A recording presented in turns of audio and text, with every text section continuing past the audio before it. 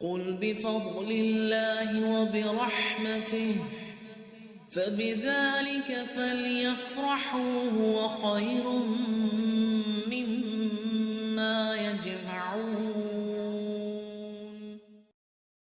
اور اس کتاب پر ایمان لاؤ جو میں نے تمہاری کتابوں کی تصدیق میں نازل فرمائی ہے، اور اس کے ساتھ تم ہی پہلے کافر نہ بنو، اور میری آیات کو تھوڑی تھوڑی قیمت پر نہ فروخت کرو، اور صرف مجھ ہی سے ڈرو۔ ذرا سا خود سے پوچھئے، کیا آج ان میں سے میرے ساتھ تو کوئی معاملہ نہیں ہے؟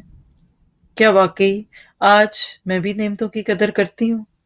اللہ سے کیے ہوئے عہد اشہد اللہ الہ الا اللہ و اشہد ان محمد رسول اللہ کو مانتی ہوں؟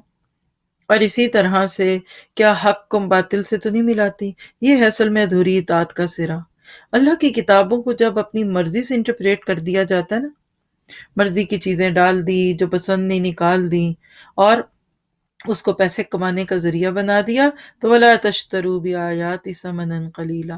اور یہ ثمن قلیل کیا ہے؟ کبھی یہ فائدوں کی صورت میں ہوتا ہے، کبھی تعریفوں کی صورت میں ہوتا ہے، کبھی نذرانوں کی صورت میں ہوتا ہے، یعنی آخرت بیچ کر دنیا خریدنا، اصلی زیور بیچ کر نقلی زیور خریدنے والے کی طرح۔